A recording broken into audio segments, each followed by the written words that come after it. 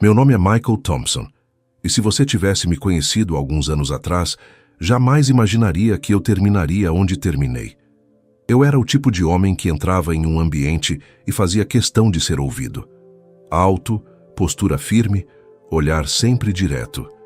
Eu gostava de ter razão, gostava de vencer discussões, gostava de mostrar que estava no controle. E durante muito tempo, eu realmente estive. Eu construí minha própria empresa do zero. Trabalhava no mercado imobiliário em Chicago e sabia negociar como poucos. Eu tinha casa confortável, carro novo na garagem e uma família que, vista de fora, parecia perfeita. Aos domingos, eu vestia minha melhor roupa e sentava nos primeiros bancos da igreja. Eu cantava, apertava mãos, dava conselhos. Eu parecia um homem de fé. Mas existe uma diferença enorme entre parecer forte e ser humilde. E eu só entendi isso tarde demais. Dentro da minha casa, eu não era o homem admirável que as pessoas viam. Eu era rígido, impaciente. Quando minha esposa discordava de mim, eu transformava a conversa em disputa. Quando meus filhos questionavam alguma decisão minha, eu via aquilo como desrespeito. Eu confundia autoridade com dureza. Confundia liderança com controle. E toda vez que algo dava errado, eu encontrava alguém para culpar. O problema começou pequeno, quase invisível. Uma decisão financeira arriscada, um investimento feito sem ouvir ninguém. Eu tinha certeza de que daria certo. Sempre dava. Só que dessa vez não deu. O prejuízo foi grande, muito maior do que eu estava disposto a admitir. Minha esposa pediu que eu assumisse o erro, que pedisse desculpas, que reconhecesse que eu tinha colocado a segurança da família em risco. Eu poderia ter feito isso. Poderia ter dito duas palavras simples. Eu errei. Mas algo dentro de mim se recusava. Meu orgulho gritava mais alto do que qualquer amor que eu dizia sentir. E foi ali que tudo começou a desmoronar. As discussões se tornaram rotina. O silêncio na mesa do jantar ficou pesado. Meus filhos passaram a evitar meu olhar. Em vez de recuar, eu endurecia ainda mais. Eu dizia que todos estavam contra mim.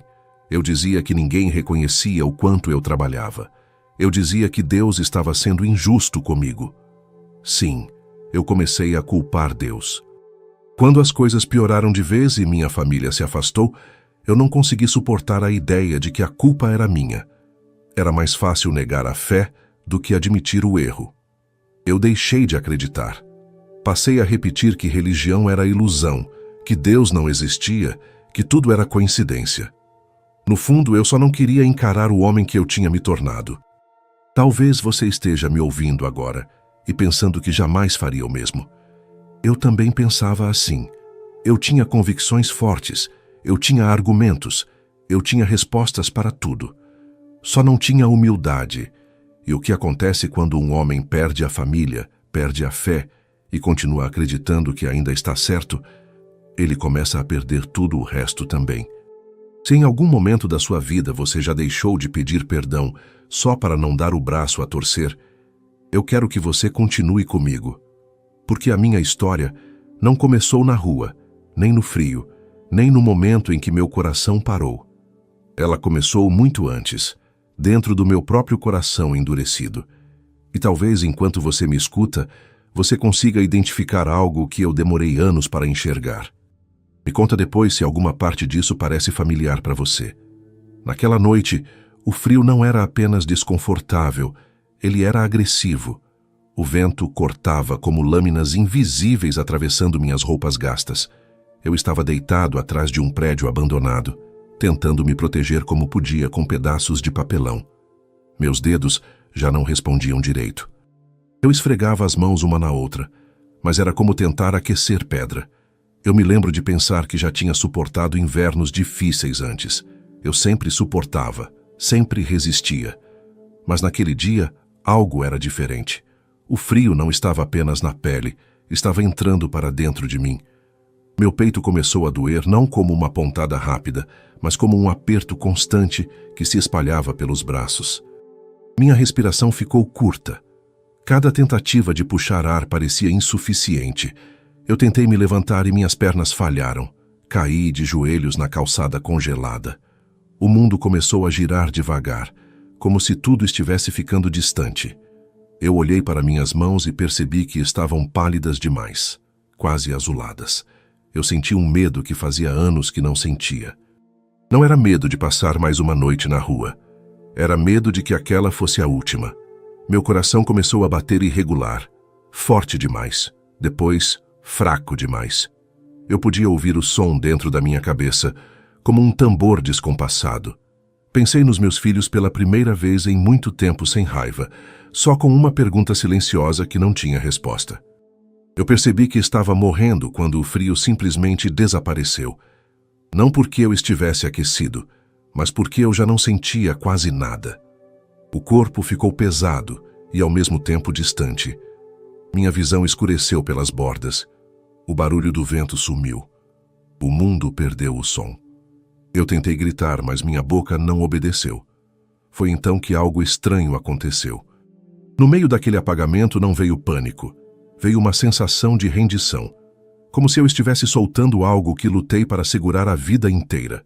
O aperto no peito se transformou em silêncio. Depois houve escuridão. E então houve consciência. Eu não sei explicar exatamente quanto tempo fiquei morto. Mais tarde me disseram que foram vários minutos, tempo suficiente para que os paramédicos quase desistissem. Mas o que eu vivi não parecia minutos, parecia uma transição. Eu percebi que estava vendo a cena de cima. Eu via meu próprio corpo estendido na calçada, imóvel, enquanto duas pessoas tentavam reanimá-lo. Vi um deles pressionando meu peito repetidas vezes. Vi o vapor da respiração deles no ar gelado. E eu não estava mais dentro daquele corpo. Não senti dor, não senti frio, senti uma clareza assustadora. Eu tentava entender como podia estar consciente e ao mesmo tempo separado de mim mesmo. Eu pensava, mas não tinha cérebro. Eu via, mas não tinha olhos. Não tinha... E o mais inquietante era que, pela primeira vez em muito tempo, eu não tinha como discutir, nem justificar, nem controlar o que estava acontecendo. Havia uma espécie de puxão suave, como se algo me chamasse para além daquela cena. Não era uma voz audível, mas era inegável. Eu sabia que, se seguisse, não seria mais o mesmo. Havia algo esperando. E o que eu encontrei depois disso mudou tudo o que eu acreditava ser verdade. Eu senti que estava sendo conduzido para um espaço que não tinha chão, não tinha paredes, e ainda assim parecia mais real do que qualquer lugar em que eu já tivesse estado. Não era escuridão, mas também não era luz comum. Era como se o ambiente tivesse vida própria. Havia uma profundidade impossível de medir, e ao mesmo tempo, uma proximidade que me envolvia. Eu estava consciente de mim mesmo, mas não do jeito que sempre estive. Não havia peso, não havia frio, não havia dor, só uma percepção ampliada. E então veio uma sensação que me atravessou por inteiro. Não era medo físico, era algo mais profundo. Era como se cada pensamento que eu já tive estivesse prestes a ser exposto. Antes de ver qualquer figura, eu senti uma presença. Era impossível ignorar. Não precisava anunciar quem era. A autoridade daquela presença não esmagava, mas também não podia ser desafiada. Eu, que sempre tive respostas afiadas, não tinha nenhuma ali. Minha mente, que sempre corria para se defender, ficou em silêncio. A luz começou a se intensificar diante de mim. Não era ofuscante, mas era pura. Não havia sombra nela. E no centro daquela luz, uma forma começou a se tornar nítida. Não surgiu de repente. Foi como se meus olhos estivessem sendo preparados para reconhecer o que estava diante de mim. Quando finalmente percebi quem era, algo dentro de mim tremeu. Eu sabia. Eu não precisava que ninguém me dissesse. Eu não precisava de apresentação. A presença era Jesus, mas não era a imagem religiosa que eu tinha aprendido na infância. Não era um quadro pendurado em parede de igreja. Era alguém real, vivo. Os olhos eram profundos de um jeito que atravessava tudo o que eu tentei esconder a vida inteira. Havia firmeza neles, mas também uma compaixão que eu não sabia que existia. Eu quis desviar o olhar, mas não consegui. Não porque fui forçado, mas porque havia verdade demais ali para ser evitada. Ele não começou com acusação, não levantou a voz, não apontou o dedo, e mesmo assim eu me senti completamente exposto. Não era meu passado financeiro que estava sendo revelado, não era minha queda social, era algo muito mais íntimo. De repente, ao nosso redor, começaram a surgir cenas, não como lembranças vagas, mas como realidades vívidas. Eu via momentos específicos da minha vida, mas agora sem a narrativa que eu costumava contar para mim mesmo. Eu via as expressões no rosto da minha esposa quando eu a interrompia. Eu via o silêncio ferido dos meus filhos quando eu impunha minha opinião. Eu via oportunidades claras de pedir perdão que eu transformei em discursos de defesa, e cada cena tinha algo em comum. Eu. Sempre eu no centro. Sempre eu protegendo minha imagem. Sempre eu lutando para provar que estava certo. Jesus não precisava dizer muito, bastava olhar. A presença dele fazia com que cada justificativa que eu ensaiei durante anos parecesse frágil. Eu percebi que minha descrença não nasceu da falta de evidência. Nasceu da resistência em admitir que eu estava errado. Então ele falou. A voz não era alta, mas era impossível de ignorar. Ele me mostrou que o que destruiu minha família não foi falta de provisão. Não foi azar. Não foi perseguição espiritual. Foi orgulho. Um orgulho alimentado por anos, disfarçado de liderança, protegido por argumentos religiosos quando me convinha e abandonado quando não me favorecia. Eu senti algo quebrar dentro de mim. Não era humilhação pública, era revelação interna. E no meio daquela revelação havia algo mais. Não era apenas a exposição do problema. Era como se ele estivesse abrindo diante de mim a possibilidade de um caminho diferente. Eu percebia que havia uma escolha que eu nunca quis fazer. Uma porta que sempre esteve diante de mim, mas que exigia algo que eu me recusava a entregar. E naquele instante eu entendi que o encontro não era para me condenar, era para me confrontar. Quando ele falou comigo, não foi como alguém que deseja apenas apontar falhas. Foi como alguém que conhece a raiz e não apenas os frutos estragados. A voz dele atravessava minhas defesas sem esforço. Ele não discutia comigo, ele revelava. Ele me mostrou que o meu maior erro não foi perder dinheiro nem fracassar publicamente. O meu maior erro foi amar mais a minha própria imagem do que as pessoas que estavam ao meu lado. Ele me fez perceber que eu nunca quis ser corrigido. Eu queria ser admirado. Nunca quis ser confrontado. Eu queria ser reconhecido. E todas as vezes que alguém tentou me alertar, eu tratei como ataque. A revelação foi clara e dolorosa. O orgulho não é apenas uma atitude. É uma postura do coração que fecha portas para a graça. Enquanto eu insistia em estar certo, eu me tornava incapaz de ser restaurado. Enquanto eu defendia minha reputação, eu sacrificava meus relacionamentos. Então ele disse algo que ecoa em mim até hoje. Ele me fez lembrar de uma passagem que eu já tinha lido muitas vezes, mas que nunca permiti que me atravessasse de verdade. Deus resiste aos soberbos, mas concede graça aos humildes. Eu conhecia essas palavras. Eu já tinha citado esse versículo para outras pessoas, mas ali eu entendi que eu era o soberbo que estava sendo resistido. Não era perseguição, não era abandono, era consequência. Ele me mostrou que a solução sempre esteve diante de mim. Não era um milagre financeiro, não era um novo começo profissional. Era algo muito mais simples e muito mais difícil ao mesmo tempo. Era me ajoelhar, era admitir, era pedir perdão sem justificar o erro. Era escolher ser pequeno para que algo maior pudesse me transformar. Enquanto ele falava, eu sentia uma mistura de vergonha e esperança. Vergonha por perceber quantas vezes eu endureci o coração. Esperança porque, mesmo ali, eu não estava sendo descartado. Havia verdade, mas também havia convite. Eu comecei a enxergar que o orgulho é um pecado silencioso dentro de muitas igrejas. Ele se esconde atrás de cargos, de títulos, de argumentos teológicos. Ele faz homens parecerem fortes, enquanto por dentro estão quebrando tudo ao redor. Eu era um desses homens. Eu falava de fé, mas não vivia arrependimento. Eu cantava sobre graça, mas não praticava humildade. E então ele me fez uma pergunta que não saiu em som, mas ecoou dentro de mim. Você está disposto a morrer para o seu orgulho, para viver de verdade. Eu entendi que aquele era o ponto central. Não bastava reconhecer o erro intelectualmente. Eu precisava entregar algo que eu protegi por anos.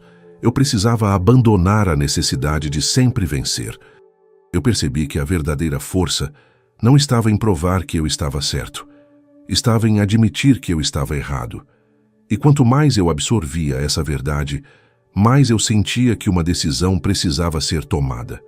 Não era uma decisão teórica, era uma escolha real, profunda, que mudaria tudo. E foi exatamente nesse momento que algo começou a acontecer dentro de mim, algo que eu jamais imaginei que seria capaz de fazer. Eu não vi o momento exato em que deixei aquele lugar, mas senti como se estivesse sendo puxado para trás com uma força brusca. A luz começou a se distanciar. A presença que me confrontava ficou como um eco que ainda vibrava dentro de mim. De repente, houve um impacto. Um peso esmagador, um choque que me atravessou por inteiro. Eu voltei para o corpo como alguém que é empurrado de volta para uma roupa apertada demais. A primeira sensação foi dor, uma dor crua no peito, como se algo estivesse rasgando por dentro. O ar entrou nos meus pulmões de forma violenta, forçada. Eu comecei a tossir sem controle. Abri os olhos e fui atingido por uma luz branca de hospital. Sons confusos, vozes apressadas, um apito constante de máquinas. Meu corpo estava rígido, pesado, gelado. Eu queria falar, mas minha boca não obedecia. Havia um tubo na minha garganta. Meus braços estavam presos por fios e agulhas. Eu não tinha força nem para virar o rosto. A sensação de fragilidade era humilhante. Eu, que sempre me vi como forte, estava completamente dependente de estranhos. Enquanto os médicos se moviam ao meu redor, eu só conseguia pensar no que tinha vivido. Não parecia sonho. Não parecia delírio. Era mais real do que aquela sala. Mas como eu poderia explicar aquilo? Como um homem que passou anos dizendo que Deus não existia, agora iria falar sobre um encontro que mudou tudo? O frio que quase me matou deixou marcas. Meus dedos ficaram dormentes por dias. Eu mal conseguia segurá-los. A pele estava machucada. Meu corpo tremia sem que eu pudesse controlar. Cada respiração doía. O coração, que havia parado, agora batia com uma sensação estranha, como se ainda estivesse se ajustando ao ritmo da vida. Mas a maior batalha não era física, era interna. Eu acordava no meio da noite com imagens voltando à mente. Não como memórias distantes, mas como verdades vivas. A pergunta que me foi feita não saía de dentro de mim. Você está disposto? Ela ecoava enquanto eu encarava o teto do hospital. Eu sentia vergonha pelo homem que fui. Sentia medo de que tudo aquilo tivesse sido apenas um efeito do cérebro morrendo. E ao mesmo tempo, no fundo, eu sabia que não tinha sido.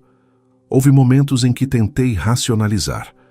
Eu dizia a mim mesmo que era apenas falta de oxigênio, que o cérebro cria ilusões quando está em colapso, mas quanto mais eu tentava reduzir a experiência a algo químico, mais a verdade queimava dentro de mim. Não era fantasia, era confronto. Quando finalmente retiraram o tubo e eu pude falar, minha voz saiu fraca e trêmula. Uma enfermeira perguntou o que eu lembrava. Eu hesitei. Como explicar que eu tinha estado consciente fora do corpo? Como dizer que encontrei alguém que eu neguei por anos? As palavras ficaram presas. Meus olhos se encheram de lágrimas sem aviso. Eu tentei conter, mas não consegui. Eu chorava não pela dor física, mas pela consciência de que tinha recebido uma oportunidade que eu não merecia. Alguns médicos olhavam para mim com curiosidade. Outros apenas faziam anotações. Para eles eu era um caso de hipotermia severa que sobreviveu por pouco. Para mim, eu era um homem que tinha sido confrontado pela própria alma. E cada vez que eu pensava em contar o que aconteceu, meu peito apertava. Não de dor física, mas de responsabilidade. Porque se aquilo era real, eu não poderia continuar vivendo da mesma forma. Eu estava de volta ao mundo que eu conhecia. Mas eu já não era o mesmo homem que tinha sido encontrado naquela calçada. Quando recebi alta do hospital, eu não saí de lá apenas com um corpo frágil tentando se recuperar. Eu saí com uma decisão queimando dentro de mim. Durante dias eu lutei contra ela, como lutei contra tudo na minha vida, mas dessa vez era diferente. Eu sabia que se voltasse a viver da mesma forma, tudo o que aconteceu teria sido apenas um susto vazio. Eu precisei fazer algo que passei anos evitando. Eu me ajoelhei. Não foi em público, não foi para impressionar ninguém, foi sozinho, em um quarto simples de abrigo temporário. Meus joelhos ainda doíam, meu peito ainda ardia, mas pela primeira vez eu não estava tentando negociar com Deus. Eu não estava prometendo ser melhor em troca de benefícios. Eu estava rendido. Eu disse que acreditava. Disse que durante anos neguei por orgulho. Disse que fugi porque não queria admitir que precisava de perdão. Eu aceitei Jesus não como uma ideia confortável, mas como Senhor da minha vida. Eu entreguei o controle que sempre tentei manter com tanta força, e algo mudou de forma profunda. Não foi um milagre financeiro imediato. Não foi uma solução mágica para todas as consequências do meu passado. Foi algo mais sólido. Foi uma transformação interna. O peso constante de provar que eu estava certo desapareceu. No lugar, veio uma paz que eu nunca experimentei, nem nos tempos em que tinha dinheiro e status. Eu entendi que a solução sempre foi humildade. Humildade para reconhecer erro. Humildade para pedir perdão. Humildade para reconstruir sem exigir garantias. Eu comecei a procurar minha família não para justificar meu passado, mas para confessá-lo. Algumas conversas foram dolorosas, algumas respostas foram frias, mas eu não recuei, eu não me defendi, eu ouvi. E cada vez que eu escolhia ser humilde em vez de orgulhoso, eu sentia que estava realmente vivo. Uma passagem começou a fazer sentido como nunca antes. Se alguém está em Cristo, nova criatura é. As coisas antigas já passaram, eis que tudo se fez novo. Eu sempre ouvi essas palavras como algo simbólico. Agora, eu as vivia como realidade. Eu não podia apagar o que fiz, mas podia deixar de ser o homem que fez aquilo. Eu descobri que conversão não é emoção passageira, é mudança de postura diária. É morrer para o ego todos os dias. É escolher amar mesmo quando dói. É assumir responsabilidade mesmo quando ninguém está apontando o dedo. Hoje eu não conto essa história para que sintam pena de mim. Eu conto porque sei que existem homens e mulheres que estão perdendo pessoas que amam por causa do mesmo orgulho que quase me destruiu. Talvez você esteja certo em muitas discussões. Talvez você tenha argumentos fortes. Mas eu aprendi que ganhar debates não salva relacionamentos. A pergunta que mudou minha vida continua ecoando. Você está disposto? Se eu não tivesse sido confrontado daquela forma, talvez nunca tivesse parado. Talvez você ainda tenha tempo antes de chegar ao seu próprio limite. No próximo relato eu vou compartilhar o que aconteceu quando eu precisei encarar minha família depois de tudo e como uma simples atitude que eu sempre considerei fraqueza se tornou a maior força da minha vida. Porque às vezes, o maior milagre não é voltar da morte. É ter coragem de viver diferente.